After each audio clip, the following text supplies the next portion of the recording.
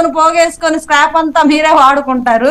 ఆ కాపీల గురించి మీరు మాట్లాడకండి, అసలు మీకు ఆ రైటే లేదు. ఒక్క నిమిషం అండి. నాయుడు గారు సుందరరావు గారు నమస్కారం. నమస్తే నమస్తే. ఏది చొక్కాలంటే కుర్చీ మడత పెట్టి ఎందుకండి ఎవరి ఓట్లు వాళ్ళు పోయి జనాల దగ్గర కడుక్కోక ఎంత రకరకాల కామెంట్స్ వస్తున్నాయి కదా. మీరు ఒకరు సిద్ధం అంటే ఇంకోరు సంసిద్ధం అంటారు, ఒకరు చొక్కాలు మడత పెట్టడం అంటే మీ బాబు గారేమో కుర్చీ మడత పెట్టాలంటారు. ఇవన్నీ అవసరమా డైలాగులు? సార్ ముందుగా మీకు 99 ఛానల్ వీక్షిస్తున్నటువంటి ప్రేక్షక లోకానికి, అదేవిధంగా ప్యానెల్లో ఉన్న నాతోటి అందరికి కూడా, మిత్రులందరికి కూడా శుభోదయం తెలియజేసుకుంటూ, ఈరోజు ఒకటి సార్ మనం ఆలోచించాల్సింది, ఇప్పుడు చొక్కాయలు మడతలు పెట్టండి అంటే ఏమని అర్థం? చొక్కాయలు మడత పెట్టమంటే అంటే మీరు ఎదుటి మనిషిని ఇప్పుడు 4 సంవత్సరాల 9 నెలల్లో ఎదురుగా వచ్చిన వాళ్ళందరినీ కుమ్మేసినారు, మళ్ళా ఇప్పుడు చొక్కాయలు మడత పెట్టి ఎదురుగా వచ్చిన వాళ్ళందరినీ కుమ్మేయండి అనే కదా అర్థము. కాబట్టి దాని మీరు మడత పెట్టమన్నామండి, పని చేయడానికి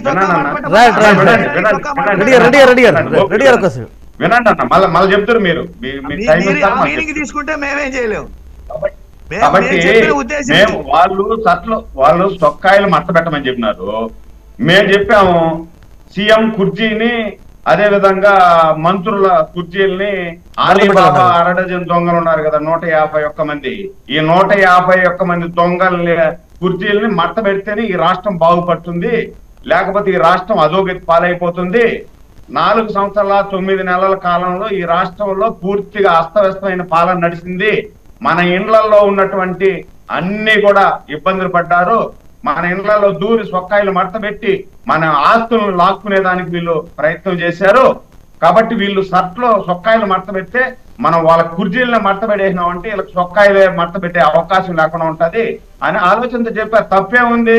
వీళ్ళు చొక్కాయలు మడత పెట్టారంటే 4 సంవత్సరాల 9 నెలల్లో ఏ చొక్కాయలు మడత పెట్టి ఉండొచ్చు కదా.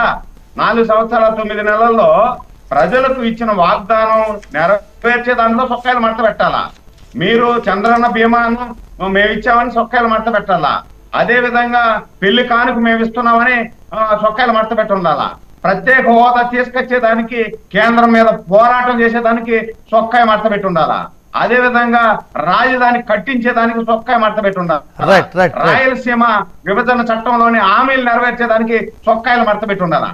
అప్పుడు చొక్కాయలు మడత పెట్టకుండా ఇప్పుడు ఎన్నికలు సమీపిస్తున్న సందర్భంలో ప్రజల మీదకి చొక్కాయలు మడత పెట్టండి అంటే మేమేమన్నా చొక్కాయలు మడత పెట్టుకునే దానికి మా చేత కాదు.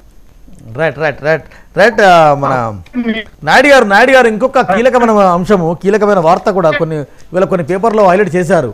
కేంద్ర కమిటీ నిర్ణయం మేరకే పొత్తులోని అంటే దాదాపు టీడీపీ, జనసేన, బీజేపీ పొత్తు 100కి 100 పాలు ఖరారైంది. నిన్న దగ్గుబాటి పురంధేశ్వరి కూడా ఒక మీటింగ్లో అన్నారు. రైట్, దాని పర్యవసనం ఎట్లా ఉంటుందని కాస్త పక్కన పెడితే, ఒకవేళ టీడీపీ జనసేన కలిస్తే ఒక మేనిఫెస్టో, బీజేపీ కలిస్తే కూడా ఇంకొక మేనిఫెస్టో ఆడవుతుంది. మీదంతా కూడా ఈ ఉమ్మడి మేనిఫెస్టో కాస్త కిచిడి మేనిఫెస్టోగా మారుతుంది అని నిన్న జగన్ అన్నారు. ఏం చెప్తారు? కిచిడి మేనిఫెస్టో ఇప్పుడు నన్ను అడుగుతున్నారా? మిమ్మల్ని అడుగుతున్నా. ఇప్పుడు ఆయన ఎన్ననుకున్నా అంతిమముగా ప్రజలకు మంచి జరిగేదానికి, ప్రజలకు మేలు చేసేదానికి మేము ముందుకెళ్తాం. కిచిడి అంటే ఏం సార్? కిచిడి అంటే చాలా ఆరోగ్యానికి మంచిది. కిచిడి మామూలుగా మనం ఏదైనా హోటల్కి పోయినామంటే మాకు కిచిడి ఇవ్వండి అని ఆర్డర్ చేస్తాం. కిచిడిలో అన్ని సమపాలల్లో ఉంటాయి. ఆరోగ్యానికి సంబంధించినటువంటి అన్ని కూడా సమపాలల్లో వేసి కిచిడిని తయారు చేస్తారు.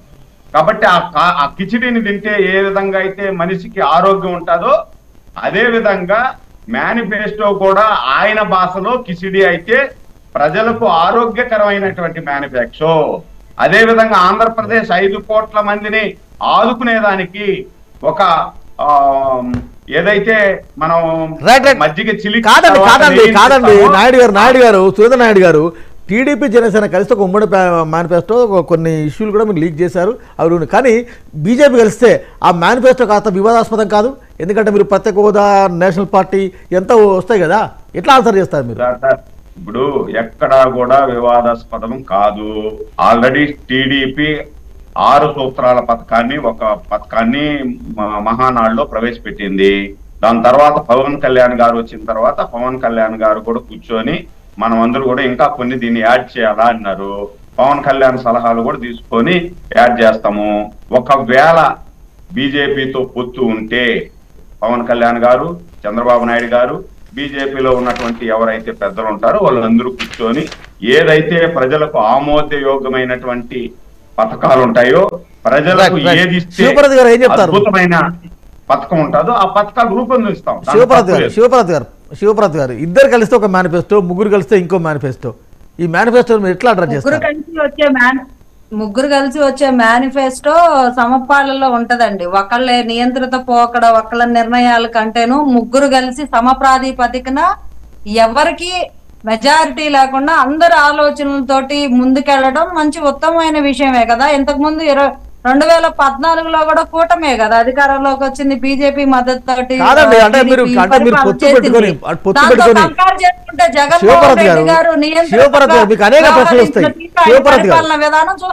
శివప్రసాద్ గారు మీకు అనేక ప్రశ్నలు మీ వైపు, అనేక వేలు మీ వైపు చూస్తాయి. మీరు బీజేపీతో కలిస్తే రకరకాల ప్రశ్నలు ఉత్పన్నమవుతాయి. ప్రత్యేక హోదా ఎందుకు సాధించలేకపోయారు? ఈ 5 ఏళ్లలో ఏపీకి ఏం ఊరుగా పెట్టారు? కేంద్రంలో నుంచి మీరు ఏం తెచ్చుకున్నారు? ఈ రకరకాల క్వశ్చన్స్కి ఏం ఆన్సర్ ఇస్తారు మీరు? ఈ 5 ఏళ్ల అధికారంలో ఉంది వైఎస్ఆర్సీపీ పార్టీ, వాళ్ళు ఘోరంగా విఫలమైన పరిస్థితి తెలిసిందే. అంతకుముందు 2014 నుంచి 19 వరకు కేంద్రం నుంచి టీడీపీ గవర్నమెంట్ లో ఆధ్వర్యంలో ఏమేం పనులు జరిగాయి, ఎంత నిధులు ఇచ్చారో మన అందరికీ క్లియర్ గా తేటతెల్లం అవుతున్న విషయం. Compare to that Jaganmohan Reddy గారు పూర్తిగా విఫలమయ్యారని అర్థమైంది. ఆయన ప్రజలకి ఫాల్స్ హామీలు ఇచ్చి 25కి 25